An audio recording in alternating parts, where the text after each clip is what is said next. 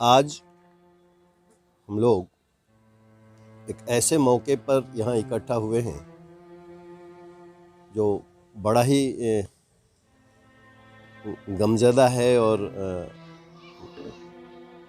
बातें कहाँ से शुरू की जाएं।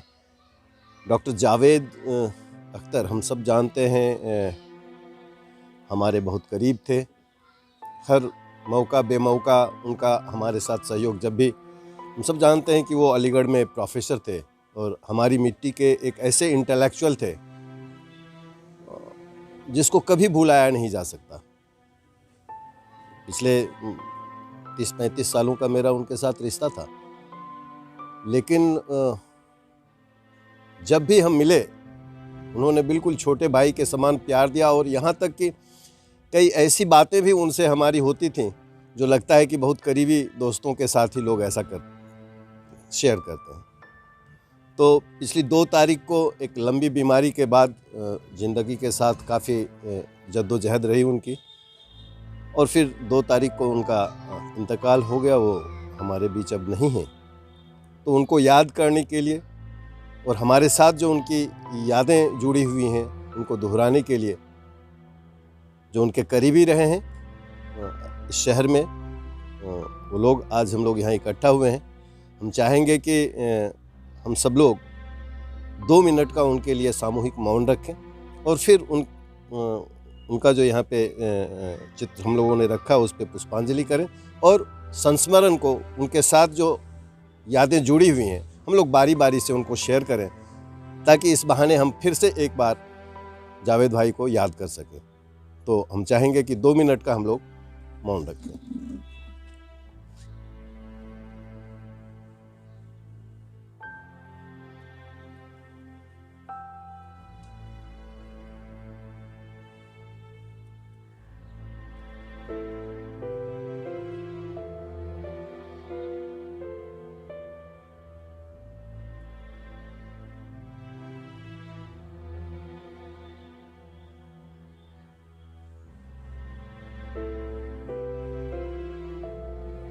जी,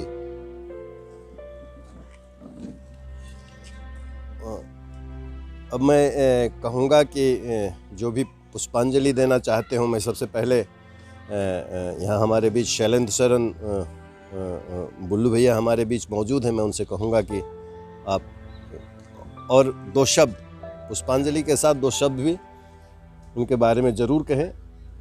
आपका उनके साथ काफ़ी लंबा सरोकार रहा है, पिछले दिनों काफ़ी आप उनके करीब रहे हैं।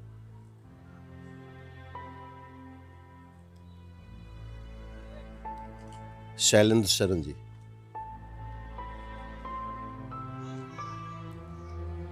अजीब मौका है मेरा छोटा भाई आज उसके श्रद्धांजलि सभा में बोलना पड़ रहा है। उसके बहुत से करीबी लोग हैं, उनके स्टूडेंट लाइफ के लोग हैं।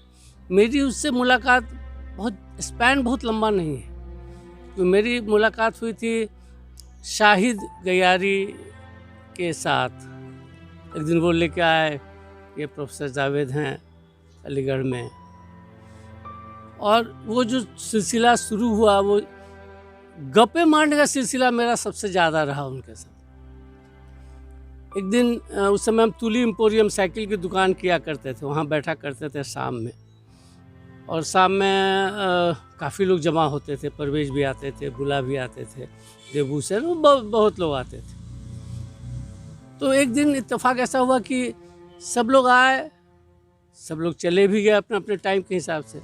मैं, शाहिद और जावेद, हम तीनों आदमी गप करने लगे। गप करते रहे और कोई कंट्रोवर्शियल हिस्टोरिकल कुछ विषय आ गया, याद नहीं है मुझे, लेकिन कुछ कंट्रोवर्शियल हिस्टोरिकल कोई विषय आ गया। उस पर लंबी चर्चा होने लगी। समय का कुछ ध्यान नहीं रहा, गप कर रहे हैं। उनका तर्क, मेरा तर्क, ये वो चल रहा है। थोड़ी देर बाद देखते हैं मेरे बड़े भाई सत्येंद्र शरण, वो देखते हैं कि टॉर्च लेके चले आ रहे हैं। क्या कर रहे हैं आप लोग? क्या हुआ? अरे रात का 2 बज रहा है भाई, 2 बज गया, अभी आप लोग यहाँ। तब हम लोगों को होश आया कि अरे हम लोग इतने मतलब इन्वॉल्व हो गए थे पूरी बहस में, और कोई इधर उधर की बात नहीं हो रही थी, काफ़ी गंभीर बातें हो रही थी इतिहास की, काफ़ी उस दिन मुझे पता चला कि ये इस व्यक्ति में इंटेलेक्चुअलिज्म का कहाँ कितनी गहराई तक है, और वो गहराई उनके, लेकिन वो घमंड कहीं नहीं था उसके अंदर। वो सादगी, वो खुलापन, वो घंटों घंटों, जब अररिया आने का मतलब है मेरे से तो मुलाकात होती थी, और घंटों बैठे रहते थे हम लोग साथ में, किसी भी जगह कहीं भी बैठे हैं, गप कर रहे हैं तो कर रहे हैं, और कोई स्पेसिफिक टॉपिक पर नहीं, किसी भी टॉपिक पर। जैसे दीन रजा जी के बारे में उनका कहना था वो तो गलत प्रोफेशन में चला गया, उसको टीचर नहीं होना चाहिए था। वो अपना ऑब्जर्वेशन बहुत सारे बातों में, परवेज के बारे में, सबों के बारे में, और बड़ा खुला दिल, सबों के प्रति अपनापन, इस समाज के प्रति, इस एरिया के प्रति। ये तो हम लोग फिर ऐसा इंटेलेक्चुअल पता नहीं फिर मिलेगा या नहीं, हमें नहीं मालूम, तो अब तो लूज़ कर गए। बहुत भावभीनी श्रद्धांजलि, और बहुत यादगार तो रहेगा, बहुत याद आओगे परवेज, जावेद, बहुत।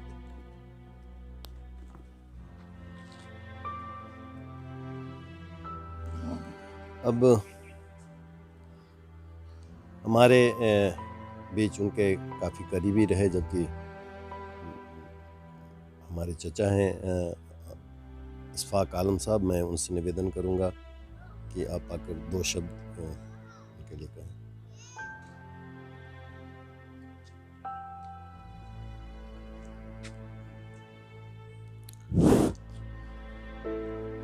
जावेद साहब मेरे खलेरे भाई भी थे और चचेरे साड़ू भी थे, लेकिन इन 2 रिश्तों से बढ़कर ये था कि वो मेरा छोटा भाई था, और वैसा ही एहतराम वो जब तक ज़िंदा रहा मेरा करता रहा।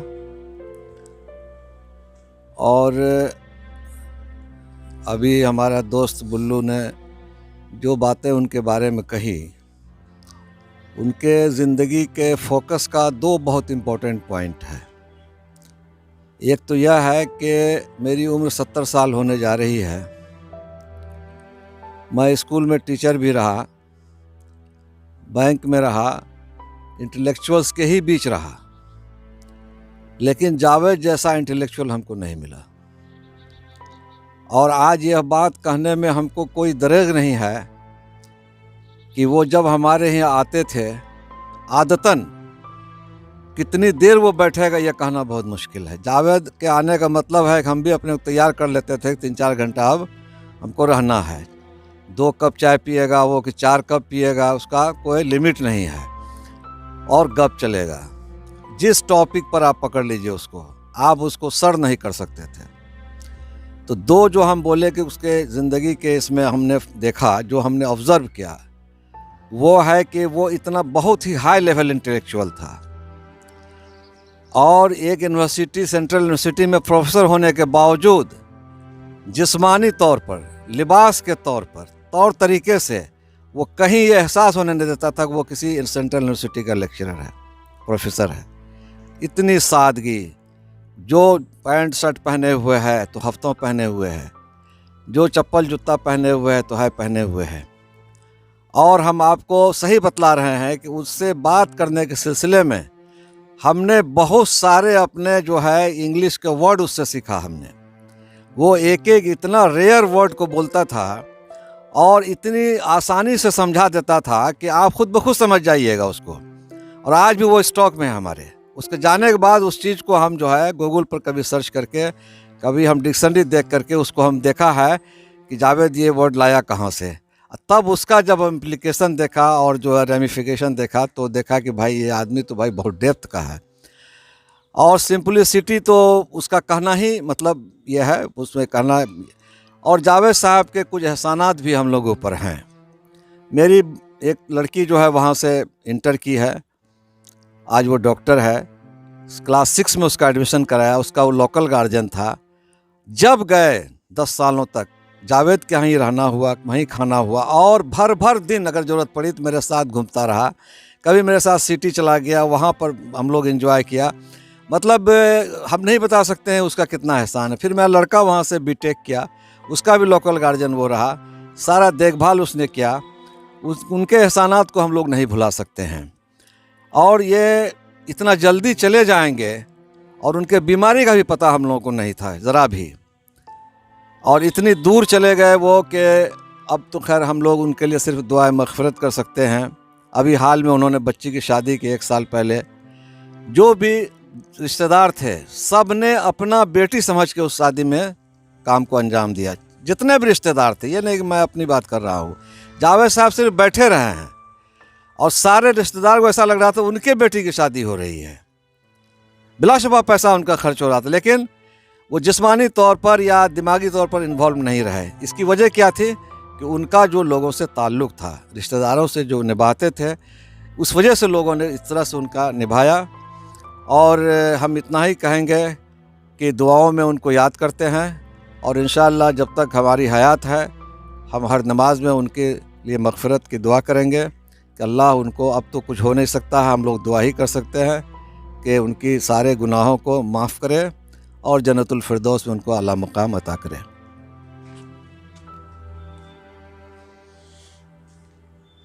मुझे तो कई दफ़ा ऐसा लगता है कि ऐसे इंसान से कहीं कोई भूल हुई हो शायद, क्योंकि इतनी छोटी छोटी बातों का वो ख्याल रखते थे। उस शादी में मैं भी था और चचा आप थे ही, आप भी थे, आप सब थे।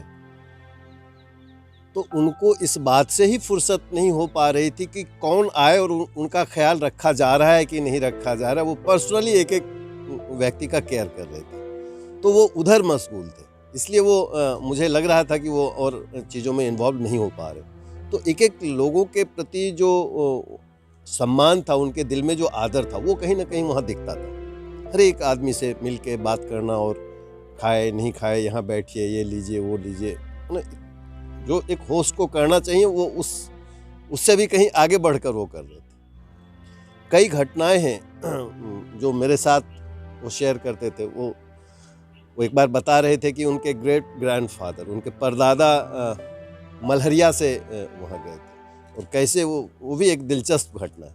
लेकिन उस घटना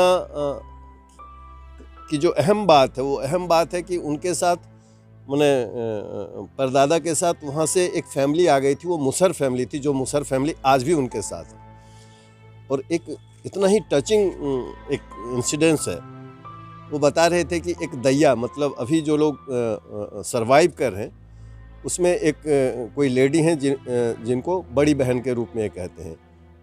उसके फादर को काका काका बोलते हैं। अभी वो लोग सब कुछ देख रेख वही लोग करते हैं। उनका एक लड़का भी है उसको, तो इस तरह का उनका रिश्ता रहा है। तो वो बता रहे थे कि जानते हैं बुल्ला जी, वो हमको बुल्ला जी बोलते थे, हम भैया बोलते थे, बुल्ला जी बोलते, कि जो दैया है ना, हमको खबर मिली अलीगढ़ में कि दैया आजकल पगला गई।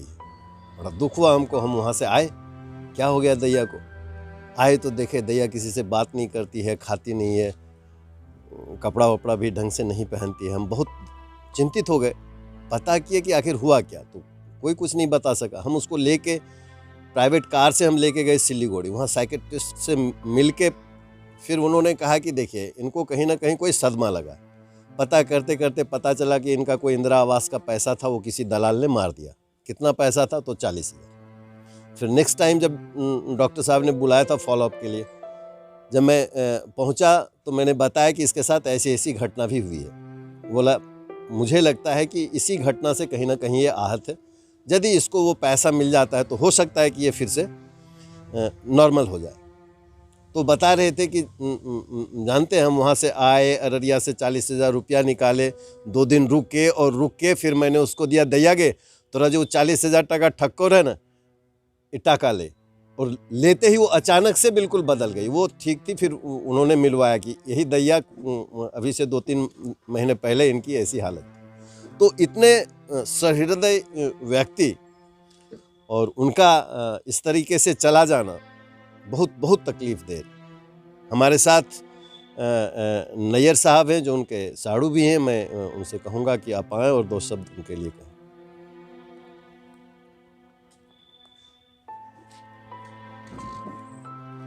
जावेद साहब रिश्ता, वैसे तो मेरे रिश्ते में पुरंधा के लिहाज से मामू लगेंगे, और वो रिश्ता कभी हम लोग दरमियान में कायम नहीं रहा।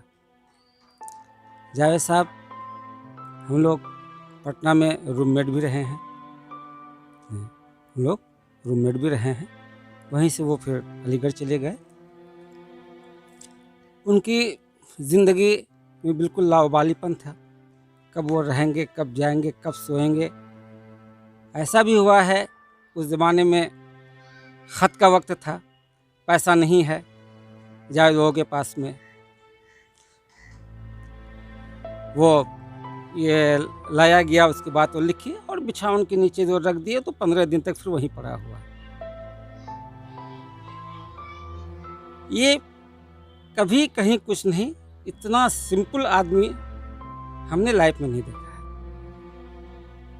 इतना सिंपल आदमी, कहाँ खाए, जो पहने, जो रहे, जिस तरह से रहे, ये उनकी सबसे बड़ी खूबी थी। और हमसे बहुत करीब थे, बहुत करीब थे, साधु भी थे वो हमारे बड़े। जो एक बहुत बड़ी खूबी उनके थी, वो झूठ बर्दाश्त नहीं कर पाते थे, ना झूठ बोलते थे, ना झूठ बर्दाश्त कर पाते थे। ये बहुत बड़ी खूबी थी उस शख्स के अंदर में।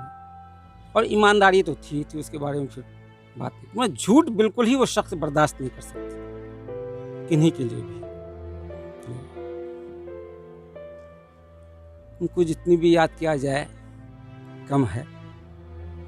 इतना इंटेलेक्चुअल आदमी एक्चुअली हम लोग भी लाइफ में नहीं मिला।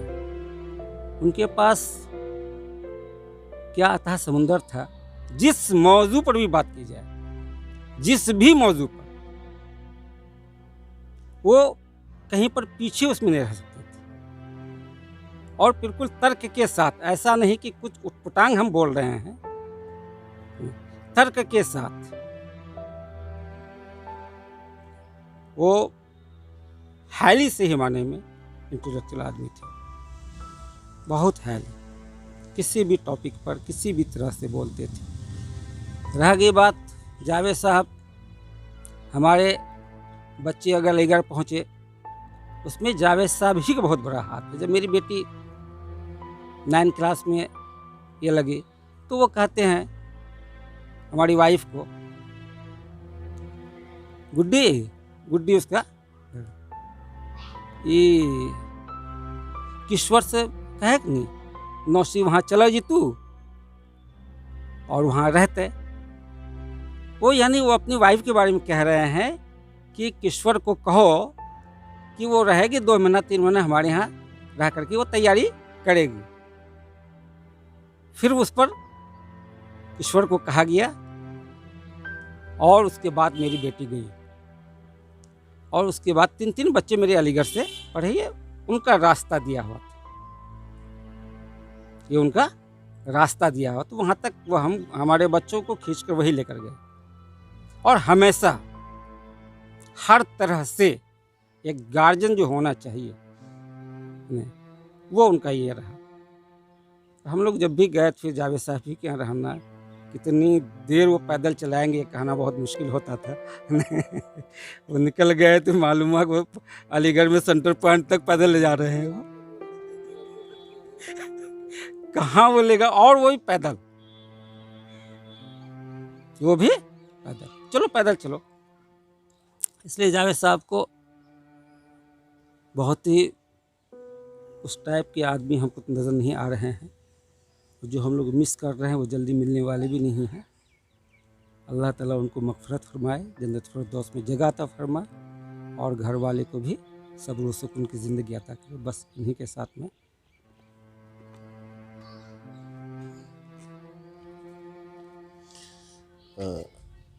आज हमारे इस शोक सभा में साकिब साहब उपस्थित हैं। मैं उनसे भी कहूँगा कि आप उनको कैसे याद करते हैं, क्योंकि आपके वो बहनोई भी थे। हम चाहेंगे कि आप ये बहुत ही अफसोस के साथ कहना पड़ रहा है कि आज उनका हम लोग यहाँ शोक सभा मना रहे हैं।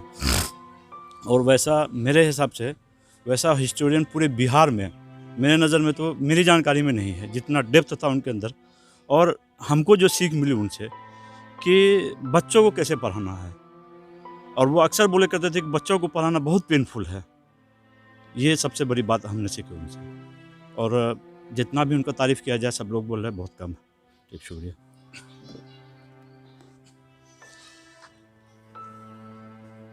अब मैं हमारे बीच भाई परवेज़ आलम साहब हैं, जो उम्र में उनके बड़े थे और उनके साथ काफ़ी लंबा अभी हाल के दिनों में भी काफ़ी करीब रहे हैं। दोनों के बीच लगातार गुफ्तगू होती रही है। तो मैं उनसे कहूँगा कि परवेज़ भाई, आप कैसे याद करते हैं?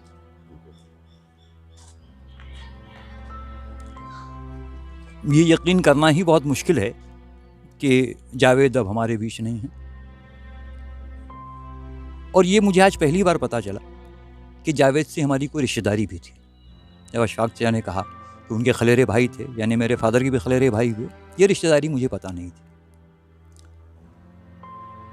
जावेद के बारे में सारे लोगों ने कहा कि बड़े हिस्टोरियन थे, बहुत बड़े इंटेलेक्चुअल थे। मैंने जावेद को किस तरह से देखा, मेरा एक पोस्ट है, मैं उसको पढ़ना चाहूँगा, जो एक श्रद्धांजलि भी है, उसकी शख्सियत का एक खाका भी है। और जिस दिन डेथ हुआ उसको शायद दूसरे दिन मैंने इस पोस्ट को लिखा था। अजीब था वो, बहुत ही अजीब, शायद एक अलग ही दुनिया का बाशिंदा। ना उसे मैं अपना दोस्त कह सकता हूं, ना बहुत करीबी रिश्तेदार। दूर की रिश्तेदारी थी, लेकिन नज़दीकी बहुत थी। हम दोनों की उम्र लगभग एक ही होगी, लेकिन अलीगढ़ मुस्लिम यूनिवर्सिटी में वो मेरा जूनियर था। दरअसल वहीं हम दोनों कुछ नज़दीक आए थे। एएमयू में दाखिले के बाद हॉस्टल मिलने में महीनों लग गए, लेकिन उसे कोई फ़र्क नहीं पड़ा। कभी मेरे कमरे तो कभी कहीं और रात गुजार लेता। काफ़ी कोशिशों के बाद उसे मेडिकल कॉलेज के पास बने रहमत बानो हॉस्टल में जगह मिली। देर रात तक पढ़ता रहता। उसके कुछ दोस्त बताया करते थे कि सुबह देर तक सोते रहने की वजह से वो अक्सर पहली घंटी मिस कर देता था। लेकिन मेरा मानना है कि वो भले ही सुबह की 1-2 क्लास मिस कर दिया करता हो, लेकिन पढ़ाई कभी उसने मिस नहीं की। अपनी ज़िंदगी को लेकर वो जितना गैर संजीदा था, अपनी पढ़ाई को लेकर वो उतना ही संजीदा था और गंभीर था। अगर ऐसा नहीं होता तो कुछ सालों में ही उसका शुमार एएमयू के इतिहास विभाग के ज़हीन तरीन स्टूडेंट में नहीं होता। विश्वविख्यात इतिहासकार प्रोफेसर इरफान हबीब और प्रोफेसर शीरी मुसवी के चहीते शागिर्दों में उसकी गिनती नहीं होती। न ही वो अपनी पढ़ाई के सिलसिले में हॉलैंड के सफ़र पर जा सकता। पढ़ने लिखने के शौक और इस दौरान के संघर्ष ने उसे और क्या दिया पता नहीं, लेकिन एक बात तो निश्चित है कि उसे ज्ञान की दौलत से मालामाल कर दिया। उसे एक ऐसा बुद्धिजीवी बना दिया जिसके कारण न केवल सैकड़ों युवाओं का वो आदर्श बन गया, प्रेरणा स्रोत बन गया, बल्कि उसके करीब से जानने वाला शिक्षित वर्ग उसका सम्मान करने लगा, उससे प्यार करने लगा।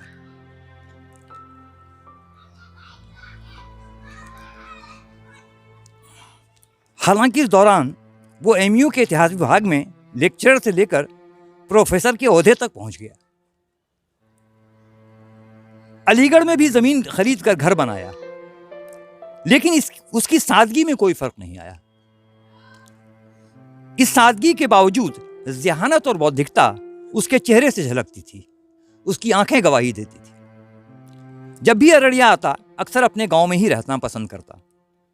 सुना है कि गांव में उसने अपनी पुश्तैनी जमीन पर घर भी बना लिया था। गांव से अररिया आता तो उसे कभी कभार मुलाकात हो जाया करती, कभी बस बात रस्मी गुफ्तगू तक सीमित रहती, तो कभी घंटों हम किसी चाय खाने में बैठे गप्पे मारते। कभी कभार मेरे घर पर भी बैठक होती, हम घंटों बात करते, चाय का दौर चलता रहता। कभी कभार ज़मीन जायदाद के सिलसिले में उसे सरकारी दफ्तरों का चक्कर लगाना पड़ता। अररिया का सारा सफ़र वो पाँव पैदल ही तय करता था। मोटरसाइकिल उसके पास थी नहीं, रिक्शा पर कभी चढ़ते देखा नहीं।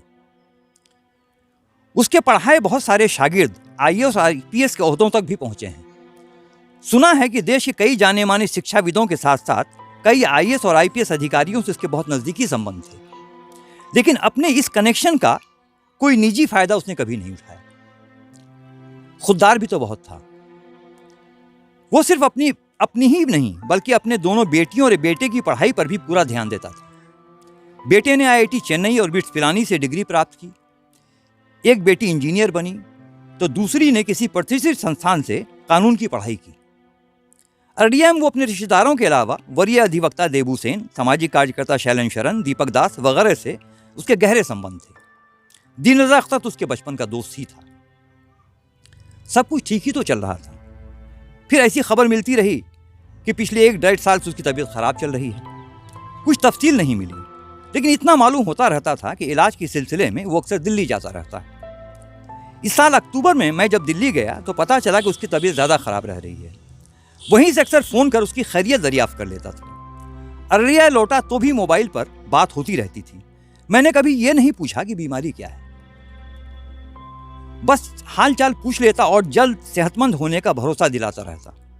मुझे लगता भी यही था कि वो जल्द ही स्वस्थ हो जाएगा। ये मेरे वहमो गुमान में भी नहीं था कि वो इस तरह हम सब के बीच से हमेशा के लिए जुदा हो जाएगा। शनिवार की शाम अशफाक चचा ने फ़ोन कर कहा जावेद नहीं रहा। अस्पताल में इलाज के दौरान उसने आखिरी सांस ली। खबर सुनकर गोया खुद मेरी सांस अटक गई। दिल को एक गहरा धक्का लगा। कोई भी दुनिया में हमेशा रहने नहीं आता। जाना तो सबको है, लेकिन जावेद कुछ इस तरह चला जाएगा ये कभी नहीं सोचा था। दिल पर पत्थर रखकर अब मरहूम कहना और लिखना पड़ेगा। उसी मरहूम जावेद अख्तर के लिए मशहूर शायर कैफी आज़मी के 2 शेर। रहने को सदा दहर में आता नहीं कोई, तुम जैसे गए ऐसे भी जाता नहीं कोई। माना कि उजालों ने तुम्हें दाग दिए थे, बेरात ढले शम्अ बुझाता नहीं कोई। चले ज़रूर गए लेकिन जावेद आप हमेशा हम लोगों की यादों में बसे रहेंगे। शायद मेरे पास और कहने के लिए बहुत कुछ नहीं रह गया है, सिर्फ हम उसको हमेशा याद करते रहेंगे। पता नहीं वो कौन था, मेरा भाई था, मेरा दोस्त था, और दुआ करते हैं कि अल्लाह उसकी मग़फ़िरत फरमाए। शुक्रिया।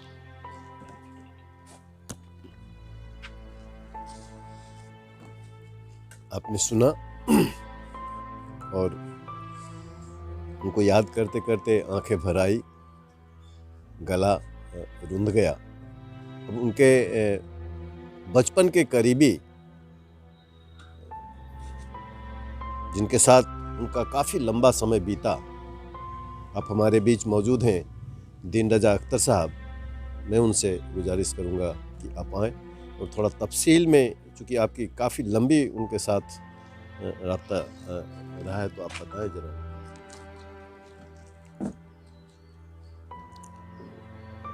आज हम लोग जिस शख्सियत को याद करने के लिए इकट्ठे हुए हैं, मेरा दिल अभी तक उसको एक्सेप्ट नहीं कर रहा है कि वो इंतकाल कर चुके हैं। हम लोगों का साथ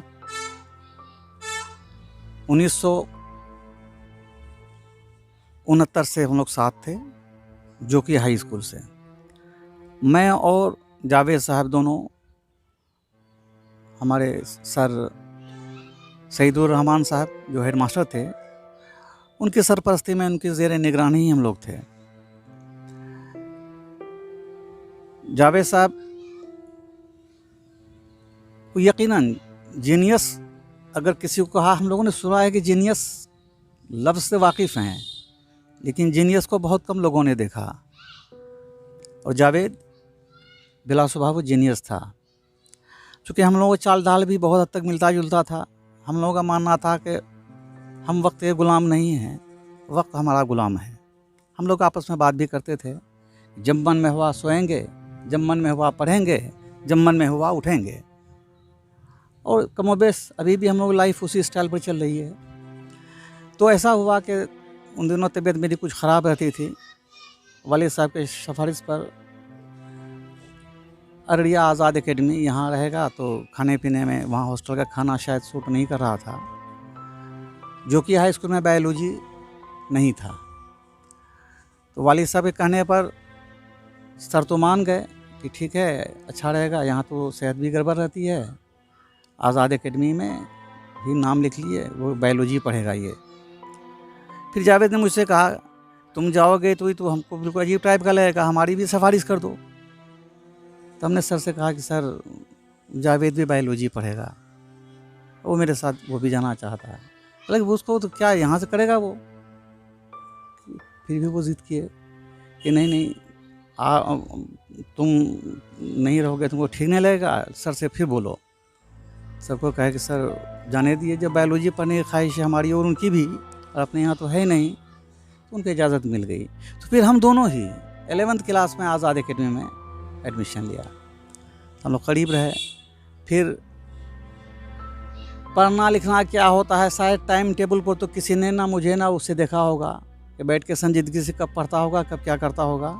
है बैठ के जहाँ है बैठे हुए हैं तो हैं, घंटों बैठे हुए। तो फिर पटना गए। पटना में दोनों का एडमिशन फिर BN कॉलेज में हुआ। हम दोनों ने ही बायोलॉजी रखा।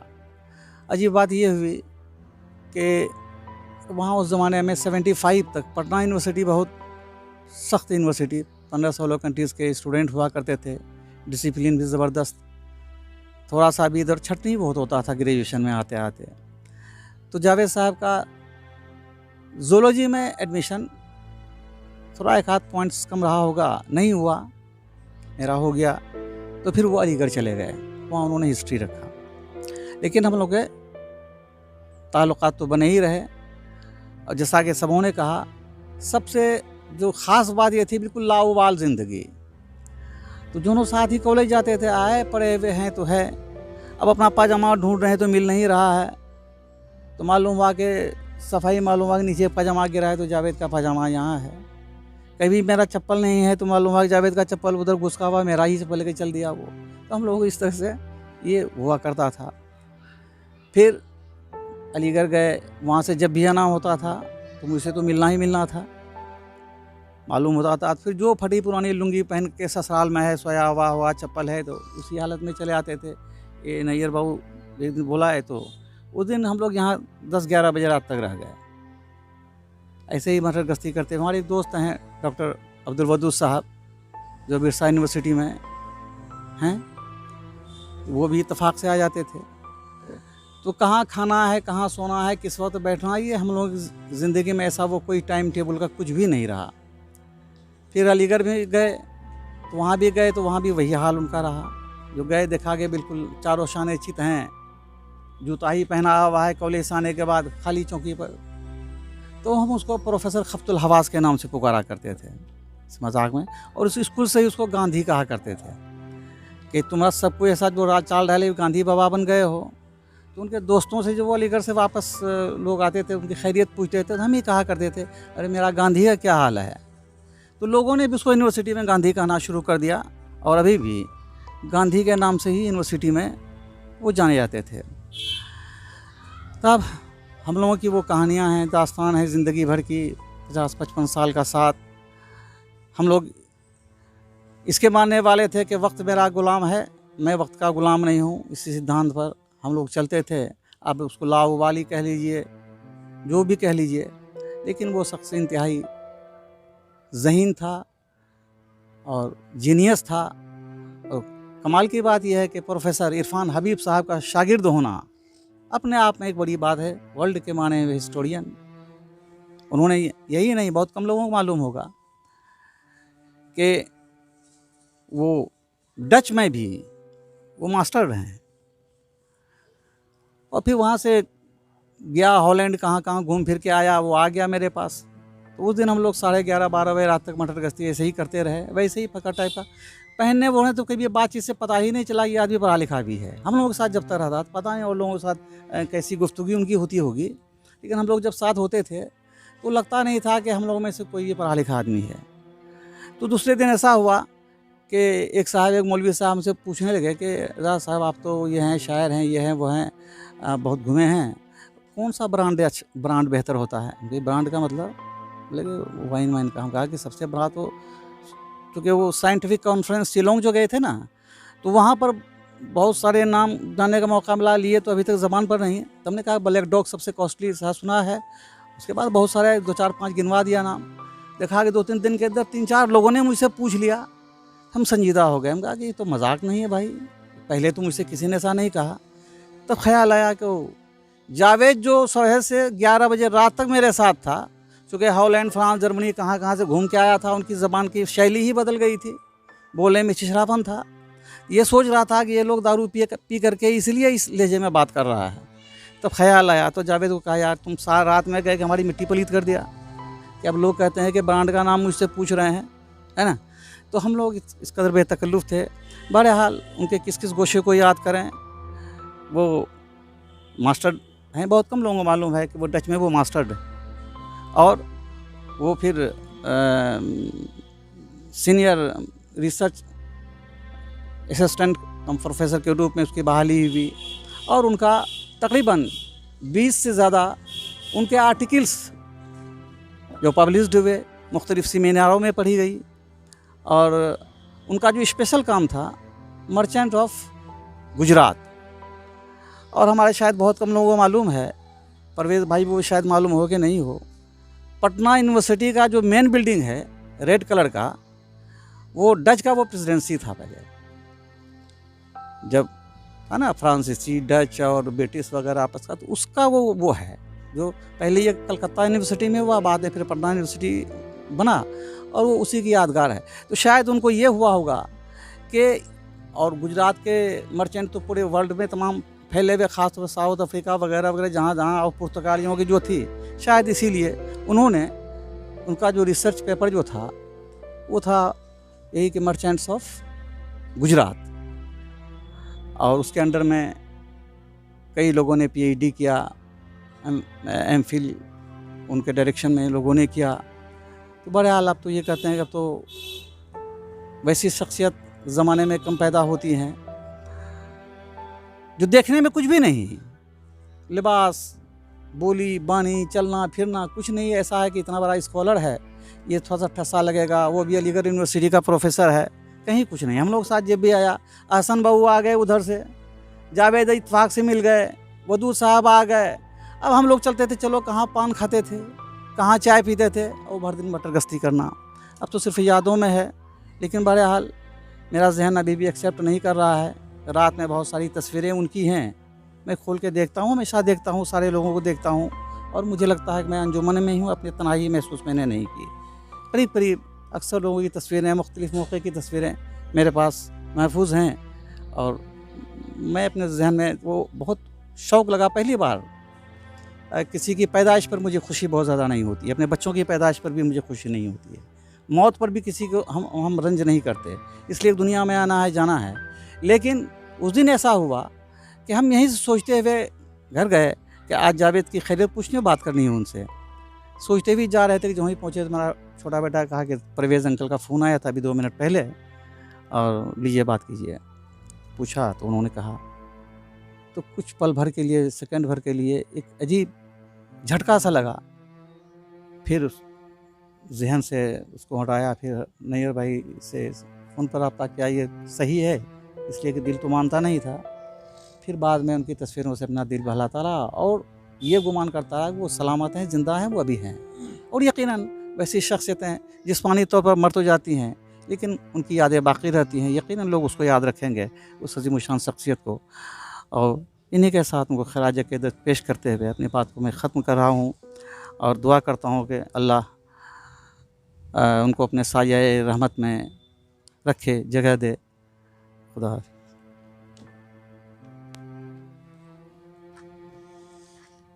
तो आप थे जावेद भाई के बचपन के दोस्त, उनके साथी दिन रजा अख्तर साहब। और अब मैं गुजारिश करूँगा अशफाक जैसे कि उनके लिए दुआ करें प्लीज़।